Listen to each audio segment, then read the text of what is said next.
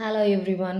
இன்னைக்கு நான் வந்து ஒரு சூப்பரான ஒரு சென்டென்ஸு இந்த யங்ஸ்டர்ஸ்க்கெலாம் அடிக்கடி தேவைப்படும். இந்த சென்டென்ஸ் அடிக்கடி நம்ம பேசிக்குவோம். என்ன அப்படின்னா, நம்ம வந்து என்ன வேலை பார்க்குறோன்றது முக்கியம் கிடையாது, ஆனால் நம்ம பார்க்குற வேலையை இந்த உலகமே ஒத்து பார்க்கணும், அந்த மாதிரி பண்ணணும் அப்படின்னு சொல்லி ஜஸ்ட் ஃபன்னுக்கு பேசிப்போம்.